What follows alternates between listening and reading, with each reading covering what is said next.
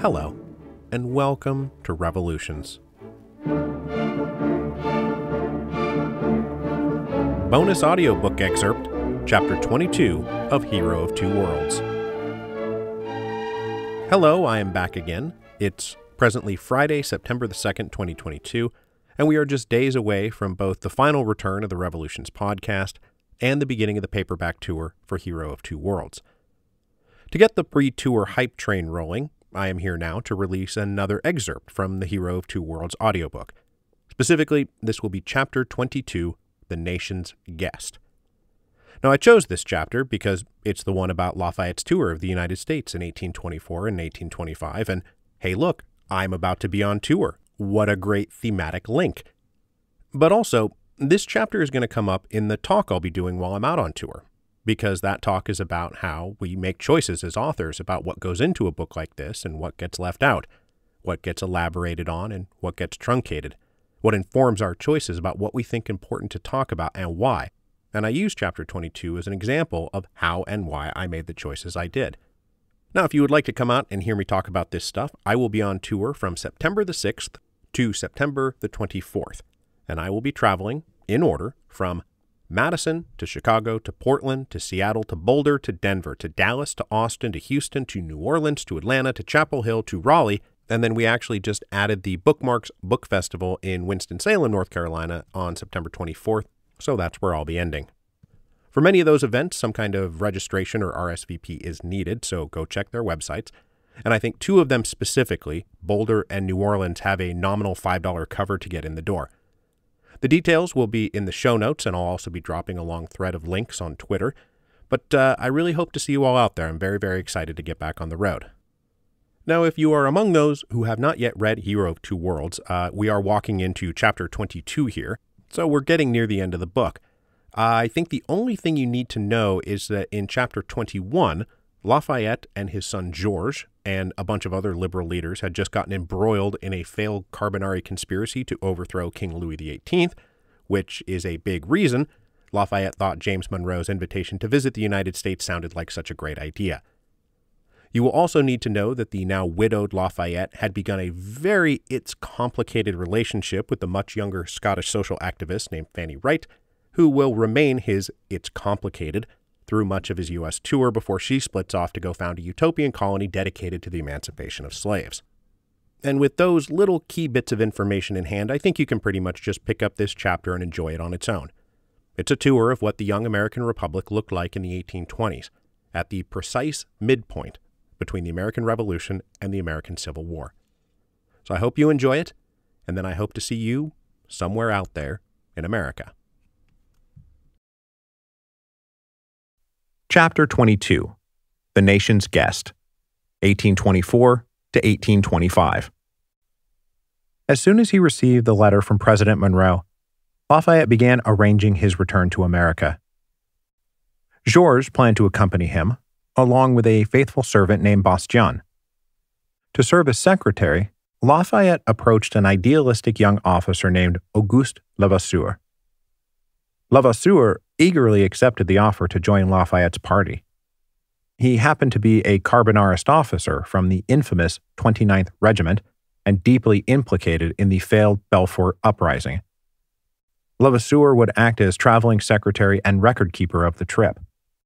Upon their return to France, Levasseur turned his notes into a 2-volume account of their tour called Lafayette in America in 1824 and 1825, or Journal of a Voyage to the United States, which was part travelogue, part economic report, part social commentary, and part political manifesto. Fanny Wright and her sister Camilla desperately wanted to accompany Lafayette, and his children fought over whether it was appropriate for young unmarried women to travel with their father. Wright suggested the possibility of marrying Lafayette so she could travel as his wife, but Lafayette swore he would not remarry after Adrienne's death. Wright then suggested adoption, but Anastasie and Virginie were dead set against the idea. Lafayette did want them to come, though, so eventually they reached a compromise. Fanny and Camilla would travel to the United States separately, and only joined Lafayette after he made his initial grand entrance. In July 1821, Lafayette, Georges, and Levasseur traveled to Le Havre to meet their waiting ship. As if to remind them why they were leaving, the local authorities broke up an impromptu farewell celebration staged by supporters in the city.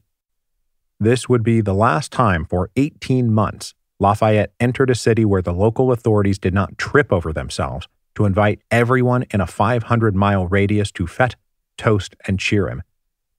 In France, local leaders couldn't wait for Lafayette to leave. In America, they couldn't wait for him to arrive. After 4 easy weeks at sea, Lafayette and the party arrived in New York on August 15, 1824. Newspapers publicized the imminent arrival of the hero of two worlds, so when he reached Manhattan, boats of every shape and size packed the harbor. On shore, tens of thousands of people lined the streets, docks, and wharfs. A New York newspaper said, "The distinguished friend of civil liberty is again on our shores after a long absence.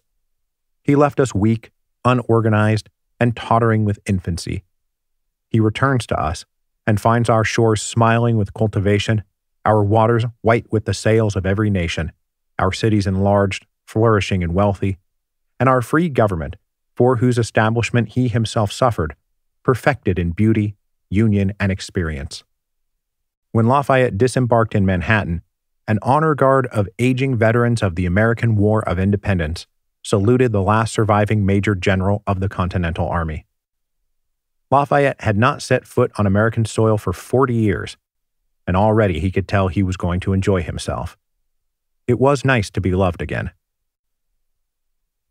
The grand tour started with a memorable blowout in New York City. After Lafayette disembarked, a welcome committee thrust him into the center of a huge parade traveling up Broadway from the shore to City Hall. Levasseur said, "All the streets were decorated with flags and drapery, and from all the windows, flowers and wreaths showered upon the general." Lafayette's welcome parade up Broadway established a model repeated many times until it became a fixture of public life in New York City, eventually evolving into the famous ticker tape parade. When Lafayette arrived at City Hall, he was greeted by a giant banner welcoming the nation's guest. Lafayette's stay in New York was a whirlwind of balls, receptions, and banquets.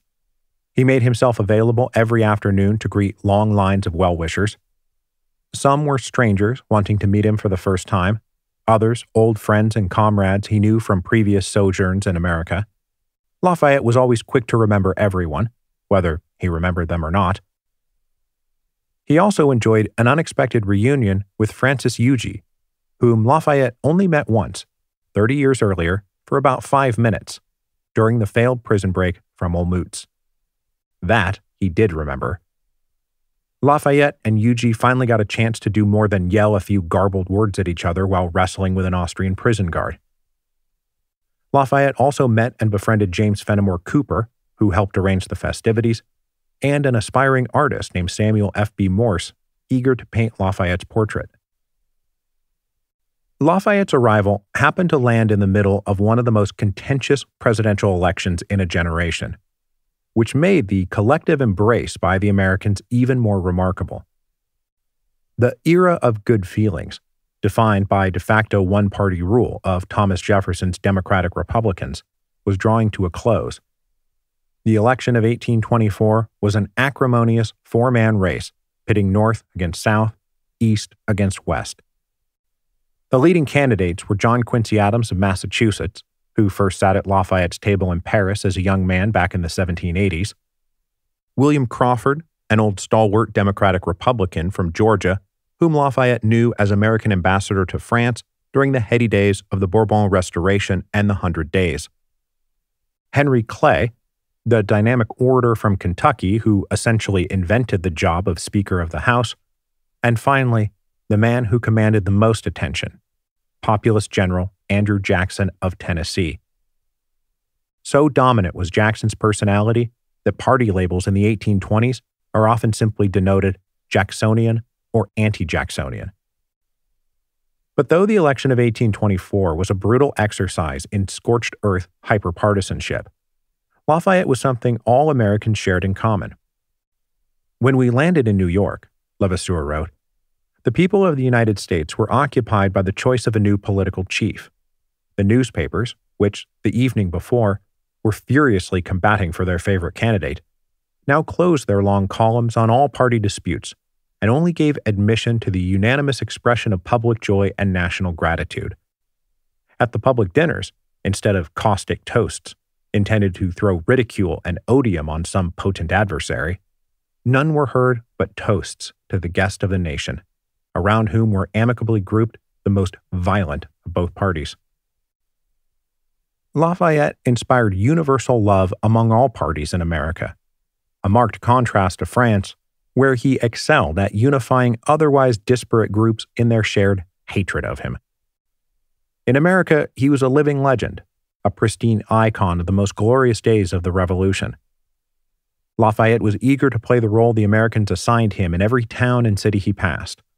He found himself as celebrated in Philadelphia as New Orleans, Vermont as much as South Carolina, rural hamlets as well as big cities, Jacksonians as well as anti-Jacksonians.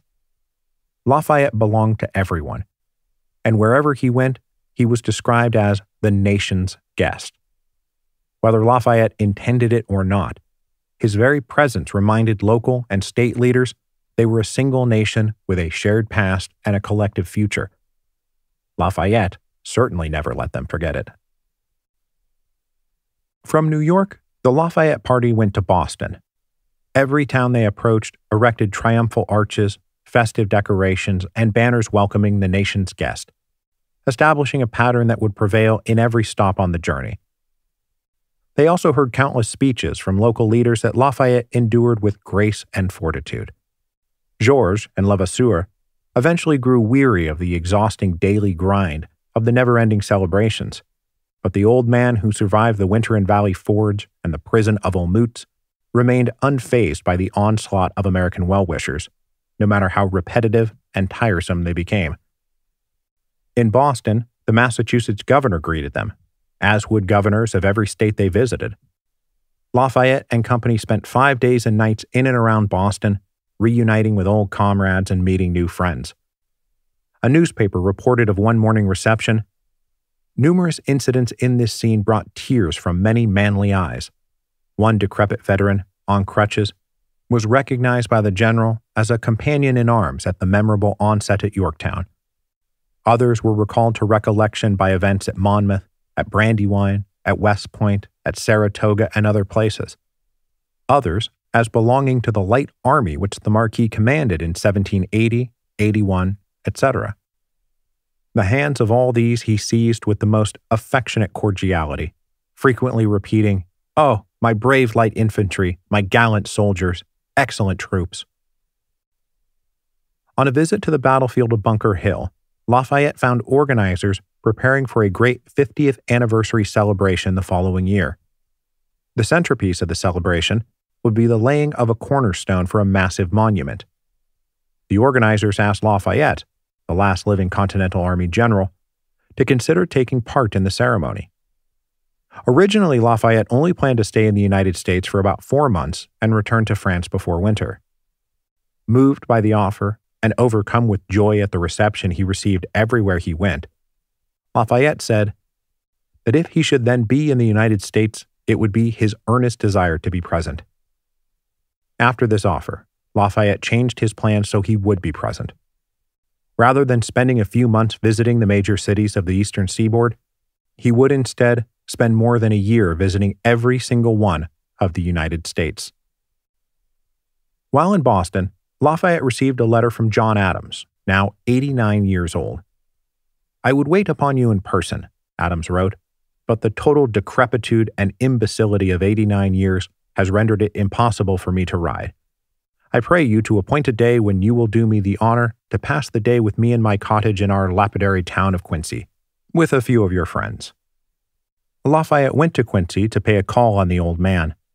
When they arrived, Adams's grandson, Charles Francis, recorded in his diary, "The Marquis met my grandfather with pleasure, and I thought with some surprise, because really, I do not think he expected to see him quite so feeble as he is. grandfather exerted himself more than usual and, as to conversation, appeared exactly as he ever has. Adams couldn't get up, and members of his family fed him dinner, but Lafayette found his mind was sharp as ever. The party left New England and traveled back to New York City, where they met Fanny and Camilla, just arrived from England. As feared, the presence of the two young women was socially awkward. They could not stand with him on stage or accompany his official retinue, which so frequently stopped for greetings and speeches. In particular, the Wrights ran afoul of Eleanor Parke Custis Lewis, Washington's step-granddaughter, who also joined Lafayette's party in New York. Nellie Lewis did not take kindly to the unaccompanied young women following Lafayette around, but they would always be there wherever he went, and Lafayette was glad for their comforting presence whenever he could get away from the glad-handing. Part of the reason for the tension with Nellie Lewis was Fanny Wright's staunch abolitionism, while the Washingtons remained committed slave owners. Lafayette was caught in between his own abolitionist principles and the desire for social harmony. Though he never publicly embarrassed his slave-owning friends in America, Lafayette also never missed an opportunity to demonstrate his own commitment to emancipation. Believing the universal education of the African population of paramount importance to successful emancipation, Lafayette made a point of visiting the African Free School, an academy established by the New York Manumission Society to give equal education to hundreds of black pupils. Lafayette was greeted by an address from a bright 11-year-old student named James McCune Smith. "Here, sir, you behold hundreds of the poor children of Africa sharing with those of a lighter hue in the blessings of education. And while it will be our pleasure to remember the great deeds you have done for America, it will be our delight also to cherish the memory of General Lafayette as a friend to African emancipation and a member of this institution." Young James McCune Smith would grow up to become the first African American to hold a medical degree, a prominent antebellum abolitionist, and a mentor of Frederick Douglass. Departing New York City, Lafayette and company made a quick run up the Hudson River to Albany. For this leg of the trip, Alexander Hamilton's widow Eliza and her son Alexander Jr. joined the party. When asked what Hamilton meant to Lafayette, he reflected on his friend, now dead 20 years. "Hamilton was to me more than a friend. He was a brother. Our friendship, forged in days of peril and glory, suffered no diminution from time." He then added wistfully, "We were both very young." Upon their arrival in Albany, Lafayette marveled at the changes since his first encounter with a hell of blunders, madness, and deception in the winter of 1778. He was even more shocked when visiting nearby Troy, which had been a handful of buildings last time he saw it, and was now a bustling and industrious city of 8,000. There, he visited the Troy Female Seminary, a school founded by progressive educator and women's rights activist Emma Willard. After a program of songs, speeches, and poems, Willard presented Lafayette with her Plan for Female Education, which Lafayette accepted with great interest. While in Troy, Levasseur also observed with satisfaction, "There are scarcely 30 slaves in the city." A dinner companion told him legal slavery in New York was scheduled to expire in 3 years. Levasseur noted with hopeful satisfaction, "After 1827, liberty will no longer have to blush in the presence of colored men." This turned out to be an overly optimistic prediction. Traveling south toward Philadelphia, Lafayette made a point to call on an old acquaintance, Joseph Bonaparte. The brother of the emperor successfully escaped to America after the 100 Days and was now living the life of a gentleman farmer outside Trenton, New Jersey. Despite winding up on different sides of politics in France, Lafayette and Joseph always personally liked one another. The party stopped at his house on September 25th, and Bonaparte opened his door so his neighbors could join the party, as he often did on special occasions like the 4th of July. They spent a few hours talking, then Joseph escorted Lafayette toward Philadelphia. When they reached the state line, Bonaparte said, "Permit me to halt upon my frontiers and restore you to the tenderness of the Americans." Their usual roles were now reversed, with Joseph living in quiet rustic obscurity and Lafayette having the triumphant run of an entire continent. In Philadelphia, a local paper described the local residents gathering on the morning of Lafayette's arrival. The citizens preparing to gratify their curiosity as early as possible by taking possession of the fences and eminences, balconies, scaffolds, roofs of houses, and upon the road and streets from the field of parade, the whole prescribed course of the procession to the State House. Levasseur reported when they arrived, the whole population came out to meet him. Stages have been erected on each side of the streets, as high as the eaves of the houses for the accommodation of spectators. Lafayette's imminent arrival also prodded the city leaders of Philadelphia to appropriate money to restore and rehabilitate the old State House. They spruced it up and turned the rechristened Independence Hall into a permanent fixture of the city, no longer used for anything but exhibiting the birthplace of American liberty, which, not unlike Lafayette himself, was a tangible link to an increasingly mythical past. Fanny Wright caused a minor scandal in Philadelphia when she arranged a meeting for Lafayette with a black man named Jonathan Granville. Granville was a representative from the Free Republic of Haiti who came to the United States to encourage black families to relocate to Port-au-Prince. Granville was a refined and well-educated emissary who served for a number of years in the French army. Wright, said Granville, was delighted with his interview with the general, even though, to avoid causing a stir, they met in private in Lafayette's bedroom. Wright also noted with approval Lafayette intentionally ruffled social feathers. The general afterward purposefully conducted Granville to the receiving room crowded with visitors, and then took a second affectionate leave of him, conducting him to the head of the stairs in sight of all. Though Lafayette was pleased to demonstrate his aversion to racist social norms, from this point forward, Nellie Lewis did everything in her considerable social powers to ice the Wright sisters out as unwelcome disruptions. They departed Philadelphia on October 5th and moved on to Baltimore. At a reception at Fort McHenry, Lafayette reunited with a now 83-year-old former French soldier named François Dubois-Martin, one of the small band of officers who first traveled to America with Lafayette aboard La Victoire in 1777.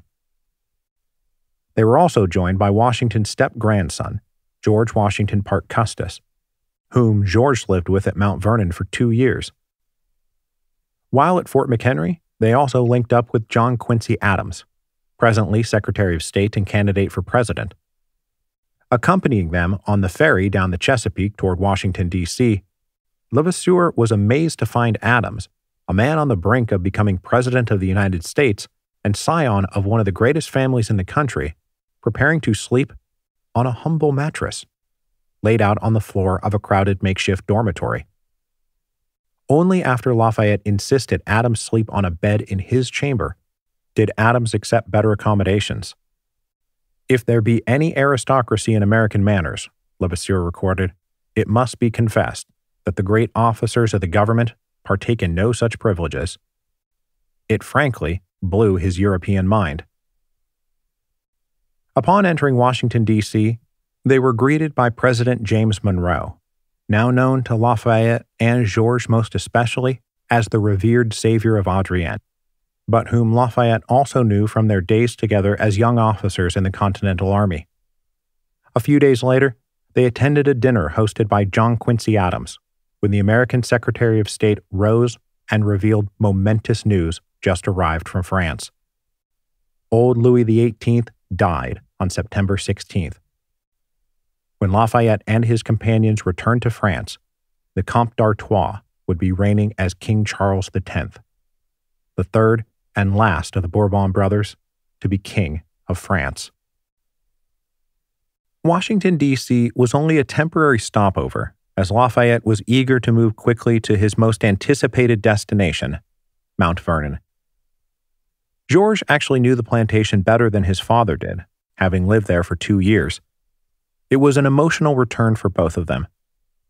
George felt his heart sink, Levasseur said, to no more find him whose paternal care softened his misfortunes. They were immediately taken on a private visit to Washington's tomb. As we approached, the door was open. Levasseur recorded. Lafayette descended alone into the vault, and a few minutes after reappeared, with his eyes overflowing with tears. He took his son and me by the hand and led us into the tomb, where, by a sign, he indicated the coffin of his paternal friend. We knelt reverently near the coffin, which we respectfully saluted with our lips. Rising, we threw ourselves into the arms of Lafayette and mingled our tears with his. Back inside the house, Lafayette found the key to the Bastille he sent Washington in 1790, which still sits in Mount Vernon to this day. From Mount Vernon, they made a short trip to Yorktown for the annual commemoration of Lord Cornwallis's surrender on October 19th.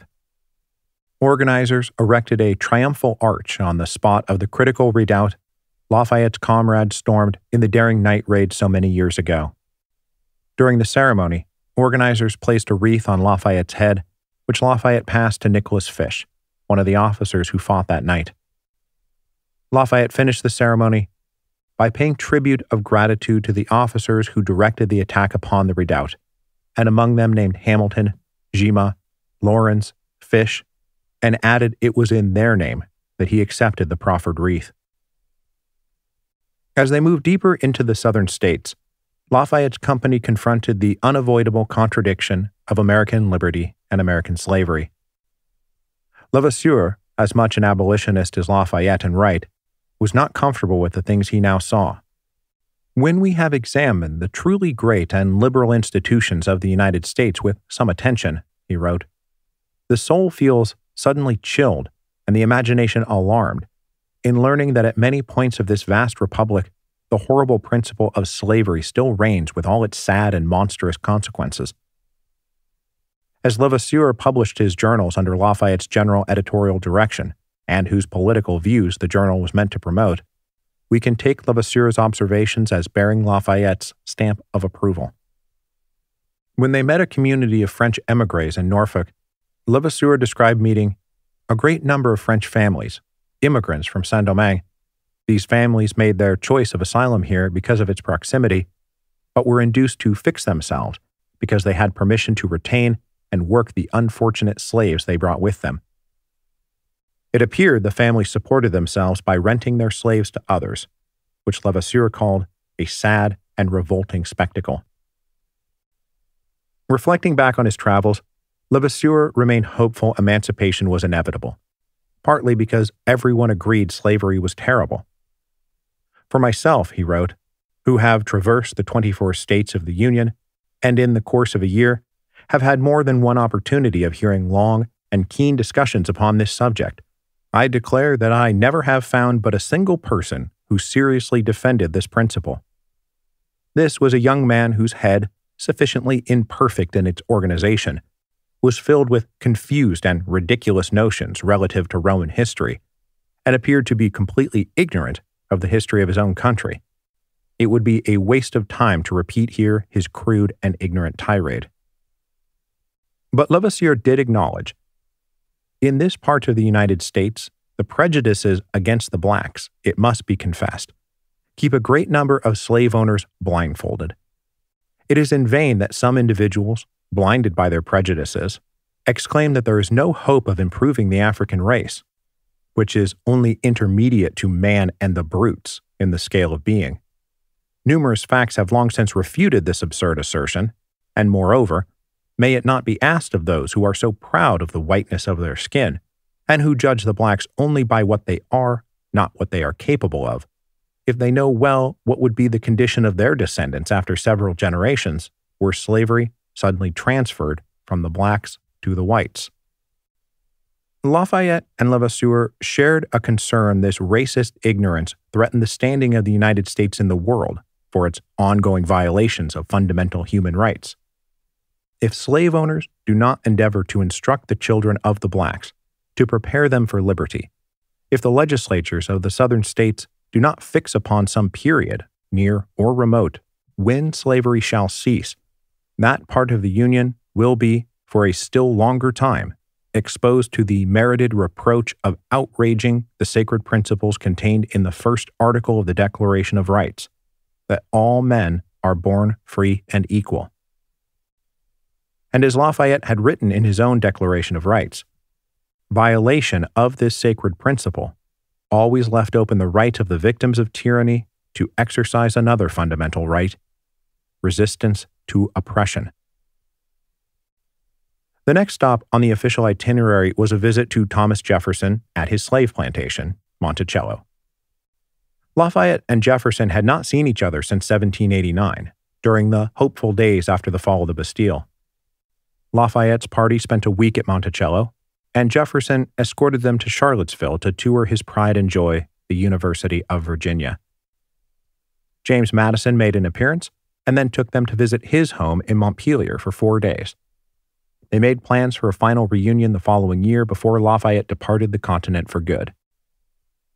Levasseur noted while Lafayette stayed with his Virginian friends, all of them members of the plantation slave aristocracy, Lafayette did not shy away from bringing up emancipation. Lafayette, who, though perfectly understanding the disagreeable situation of American slaveholders, and respecting generally the motives which prevent them from more rapidly advancing in the definite emancipation of the blacks, never missed an opportunity to defend the right which all men without exception have to liberty, broached among the friends of Mr. Madison the question of slavery. It was approached and discussed by them frankly. It appears to me that slavery cannot exist a long time in Virginia because all enlightened men condemn the principle of it, and when public opinion condemns a principle, its consequences cannot long continue to subsist. Levasseur, however, was far too optimistic about the noble sentiments of the Virginians and the future prospects of slavery. Condemning something in principle has little bearing on whether it is allowed to persist in reality. Lafayette and company spent the winter of 1824-1825 in Washington, D.C., and thus witnessed the finale of the hotly contested presidential race. The November election produced no clear results. Andrew Jackson won the popular vote, but no candidate secured a majority of the Electoral College. For the second time in the nation's young history, the House of Representatives decided the presidential election. While Congress geared up to settle the matter, they hosted the nation's guest on December 9th and 10th, which required all the candidates and their bitterly partisan supporters to come together in the same place at the same time. Henry Clay took the opportunity to show off his oratory by delivering the keynote speech. "The people of the United States," he said, "have ever beheld you true to your old principles, ready to shed the last drop of that blood which, here, you freely and nobly spilt in the same holy cause." He went on to say it was a rare and special gift for someone so consequential to witness the fruits of his life's work. "You are in the midst of posterity," Clay exclaimed. "Everywhere you must have been struck by the great changes, physical and moral, which have occurred since you left us. But," Clay said, "in one respect, you behold us unaltered, and that is in the sentiment of continued devotion to liberty." They remained in Washington as partisans on all sides wrangled to secure a majority of the votes in the House of Representatives.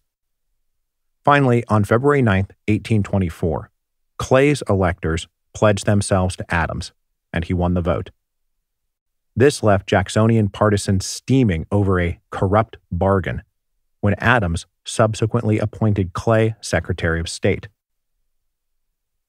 Earlier in the trip, Levasseur met some hardcore Jacksonian partisans in the Pennsylvania militia who threatened to take up arms if their man lost.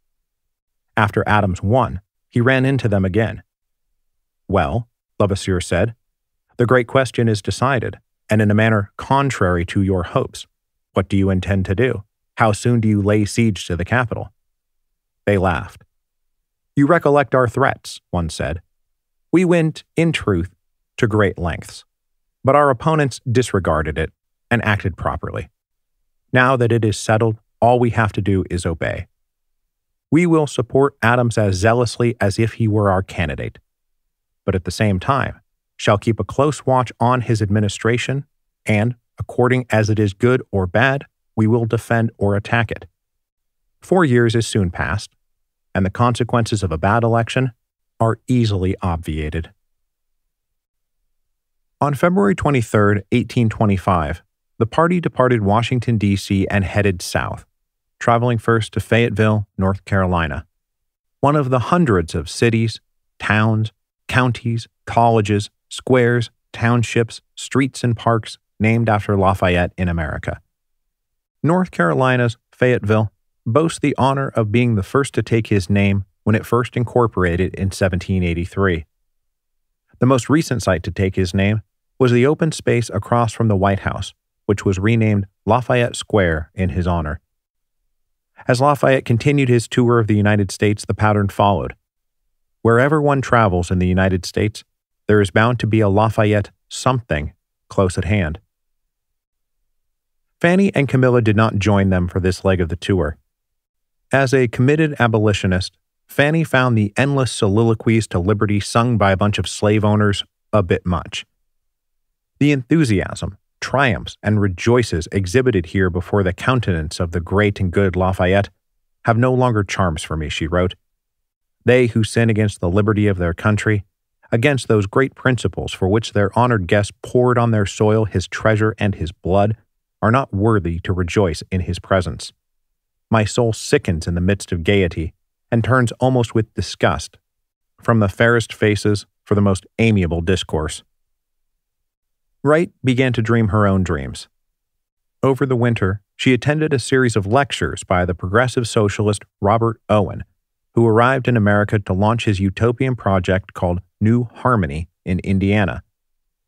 Wright disengaged from Lafayette's tour and headed west to meet and interview the Owenites. She now dreamed of creating her own utopian colony serving as a model for emancipation and racial equality in the American West. Meanwhile, Lafayette and company moved deeper south. In Camden, South Carolina, local Freemasons invited Lafayette to lay the cornerstone for a monument to Baron de Kalb.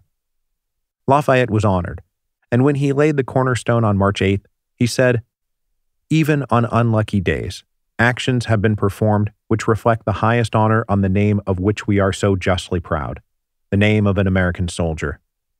Such have been, sir, the able conduct as a commander, the noble fall as a patriot of General de Kalb. I gratefully acknowledge your kindness in associating me to the tribute paid to the memory of a friend who, as you observe, has been the early confidant and companion of my devotion to the American cause."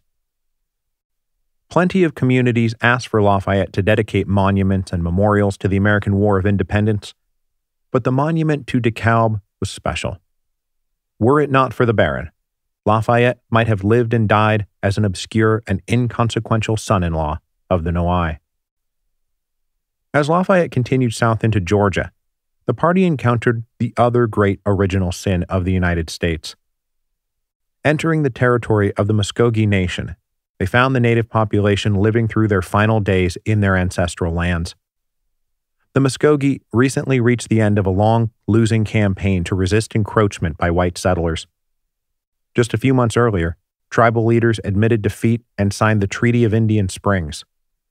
They agreed to move their people to the far side of the Mississippi River in exchange for monetary payments and future guarantees of autonomy. The year 1827 was scheduled for their eviction, Levasseur said, and it was not without sorrow that the Indians find that it is drawing near. But not everyone was willing to give up. When he returned to his people with the treaty in hand, Muskogee leader William McIntosh was promptly arrested and executed for treason. On March 31st, Lafayette and his party met the first large assemblage of Muskogee at the Chattahoochee River. They were greeted by a young leader of the group speaking perfect English who knew Lafayette and praised him for not distinguishing blood or color in his defense of liberty. This young man turned out to be the son of the recently executed McIntosh. He did not like the treaty his father signed either, but appreciated the real situation of his nation. He saw it gradually becoming weaker and foresaw its speedy destruction, their vicinity to civilization having been of no service. The young McIntosh joined the party as a guide and translator as they moved towards Mobile, Alabama. Before leaving his new Native American friends, Lafayette gave one of his perfunctory and overly sanguine speeches. Levasseur said, he again counseled them to be prudent and temperate, recommended their living in harmony with the Americans, and to always consider them as their friends and brothers. Levasseur could not help but disagree with Lafayette's appraisal as he personally witnessed mistreatment of the native population by encroaching whites. They came to one recently established village, almost entirely inhabited by persons who, in the love of gain, had assembled from all parts of the globe to turn to their own profit the simplicity and above all the new wants of the unfortunate natives.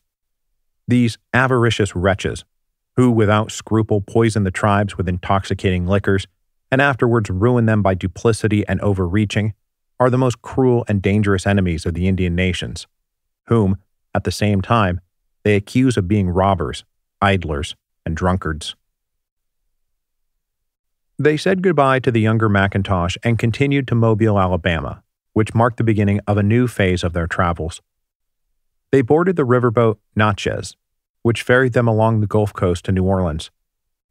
They stayed in the city for about a week, mingled with the large French community, and briefly reunited with Fanny and Camilla, who rejoined the company after their journey to New Harmony. During the various celebrations, a company of black soldiers who served in the recent War of 1812 presented themselves, and Lafayette greeted them with esteem and affection.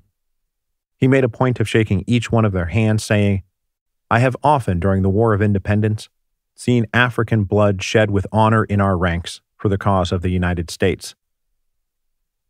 On April 15th, they reboarded the Natchez and began a 1,000-mile trip up the Mississippi River to St. Louis. For the next 2 weeks, they steamed through near total wilderness, with Louisiana, Arkansas, and Missouri on their left, and Mississippi, Tennessee, and Kentucky on their right. On April 29th, they were welcomed to St. Louis by Governor William Clark, famous for his joint leadership of the Lewis and Clark expedition to explore the Louisiana Territory. Outside St. Louis, Lafayette's company toured the great mounds that were becoming the cause of scientific and ethnographic speculation. Levasseur was told residents around the Mississippi River often meet with much more interesting traces of the greatest antiquity, indicating that this world which we call new was the seat of civilization, perhaps long anterior to the continent of Europe. The party backtracked down the Mississippi River to Kaskaskia, Illinois, formerly the seat of French colonial administration in the region. They were greeted by Illinois Governor Edward Coles, who moved to Illinois from Virginia specifically to free his slaves. Levasseur reported, his liberated Negroes are perfectly successful and afforded a conclusive argument against the adversaries of emancipation. While in Kaskaskia, they also met a young Oneida woman speaking fluent French who was eager to show Lafayette a relic very dear to me, which turned out to be a letter written by Lafayette to her father in June 1778, thanking him for his service. Her father almost certainly being one of the Oneida warriors who fought with Lafayette during his handsome retreat from Barren Hill. Departing Kaskaskia, Lafayette's party backtracked further down the Mississippi, then turned left up the Ohio River before turning right on the Cumberland River towards Nashville. On May 5th, they visited Andrew Jackson. Jackson hosted them for a reception and showed off a pair of pistols Lafayette once gave Washington and which Washington subsequently gifted to Jackson. At the reception, they heard a toast saying, "The present age encourages the reign of liberal principles. Kings are forced to unite against liberty and despotism to act on the defensive. Lafayette, tyrants have oppressed him, but freemen honor him." This toast would have been heard with a tinge of regret by Lafayette, Georges, and Levasseur, three recently defeated Carbonarist revolutionaries, for whom these words were not just empty rhetoric. After departing Nashville, they returned to the Ohio River and continued on toward Louisville, Kentucky. But suddenly, at around midnight on May 8, 1825, their ship lurched to a crashing halt. Lafayette and the others rushed out on deck and were told the boat ran aground. The situation was dire, Water flooded the hole, and the boat was probably going to sink. They must abandon ship. Georges and Levasseur put Lafayette on a lifeboat, then attempted to save what they could from his cabin. Levasseur carried the salvaged baggage to shore, while Georges remained on board to help others get away. As passengers safely reassembled on the banks of the river, Lafayette realized he could find no trace of Georges. He was filled with anxiety and in a state of the most violent agitation, Levasseur said. He began to call, "Georges, Georges," with all his strength, but his voice was drawn by the cries which arose from the vessel and by the terrible noise made by the steam escaping from the engine. But happily, Georges scurried to an exposed part of the half-sunk ship and was finally retrieved along with the last remaining passengers. The whole party spent the night beside huge bonfires as they attempted to dry off and stay warm. In the morning, they flagged down a passing boat, which, by sheer coincidence, happened to be owned by one of the stranded members of Lafayette's American escort. The owner ordered the vessel to abandon its scheduled itinerary and take General Lafayette and his companions to Louisville. By now, it was the end of May, and they were going to have to hurry if they wanted to be back in Boston in time for the 50th anniversary celebrations at Bunker Hill. They hustled through Kentucky and Ohio on their way to Buffalo, New York. In Lexington, they stopped at another school dedicated to the education of women, which renamed itself the Lafayette Female Academy in his honor. Lafayette was thrilled by the association of my name with this so very interesting academy. In Buffalo, they beheld the uniquely American coexistence of natural and man-made wonders.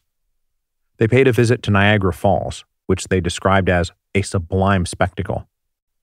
But they turned their attention to the equally impressive Erie Canal, a feat of engineering under construction since 1818, now linking the Great Lakes to the Hudson River. The canal was not yet officially open, but Lafayette's party was allowed to take a canal boat to speed their journey east.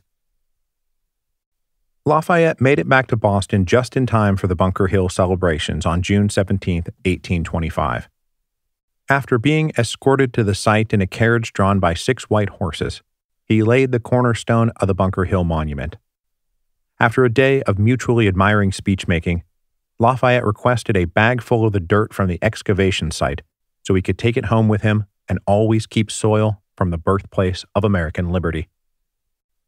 After Boston, Lafayette ensured he completed his quest to visit all 24 American states by making a rapid-fire circuit through New Hampshire, Vermont, and Maine in the span of just a few days.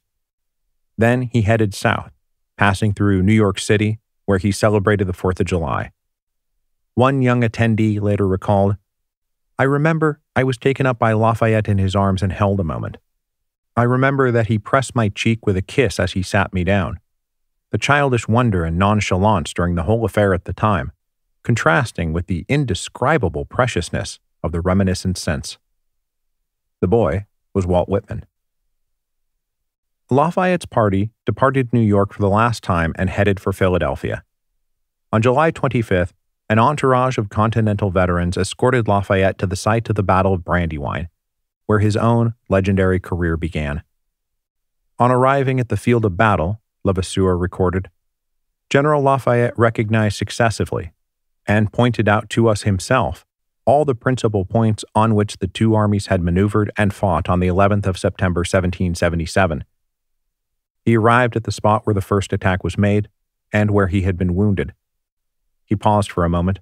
His ancient companions pressed around, amid the loudest acclamations and the cry 1,000 times re-echoed, 'Long live Lafayette.'"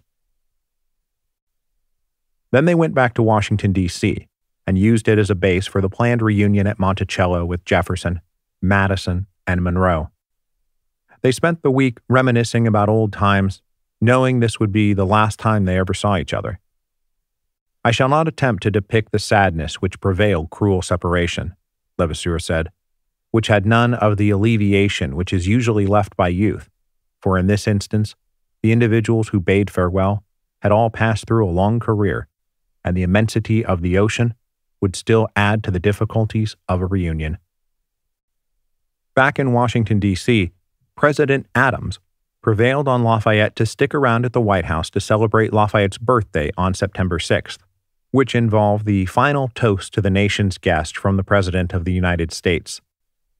When the contest of freedom, to which you had repaired as a voluntary champion, had closed by the complete triumph of her cause in this country of your adoption, you returned to fulfill the duties of the philanthropist and patriot in the land of your nativity. There, in a consistent and undeviating career of 40 years, you have maintained, through every vicissitude of alternate success and disappointment, the same glorious cause to which the first years of your active life had been devoted: the improvement of the moral and political condition of man. Adams said Lafayette's devotion to France would mark him as a great man in his country. For if, in after days, a Frenchman shall be called to indicate the character of his nation by that one individual, during the age in which we live, the blood of lofty patriotism shall mantle in his cheek, the fire of conscious virtue shall sparkle in his eye, and he shall pronounce the name of Lafayette. But he said America would never forget him. We, too, and our children, in life and after death, shall claim you for our own. Before Lafayette departed once and for all, George Washington Parke Custis conceived of sending a present to another liberty-loving American, Simón Bolívar. Bolívar recently completed a series of campaigns ending Spanish rule in Venezuela and Colombia, and now campaigned in Peru. Citizens of the United States cheered the exploits of the liberator, and Lafayette agreed Bolívar was the Washington of South America. The gift package included a pair of Washington's pistols, a portrait of the late president, and a letter from Lafayette. Lafayette offered the President Liberator personal congratulations from a veteran of the common cause, and said of the enclosed gifts, "I am happy to think that of all the existing men, and even of all the men of history, General Bolívar is the one whom my paternal friend would have preferred to offer them. What more can I say to the great citizen whom South America hailed by the name of Liberator, a name confirmed by both worlds, and who, endowed with an influence equal to his disinterestedness, carries in his heart the love of liberty without any exception and the Republic without any alloy." Lafayette departed for home, proud the great work of liberty continued its inexorable march through the Americas. It took months for Bolívar to receive the package, but when he did, he replied, "How can I express how much, in my heart, I attach importance to such a testimony of esteem so glorious for me? The family of Mount Vernon honor me beyond my hopes, for the image of Washington, given by the hands of Lafayette, is the most sublime of the rewards that a man can aspire to. Washington was the courageous protector of social reform. You are the citizen hero, the athlete of freedom in America and in the Old World." By the time he received Bolívar's reply, Lafayette was already back in France. On September 8, 1825, a new naval frigate recently christened the Brandywine in Lafayette's honor set sail for Europe with Lafayette aboard. He never returned to the United States, and while he sailed away content in the knowledge the legacy of his past glories would live forever in the New World, he hoped a few final future glories still lay ahead in the Old World.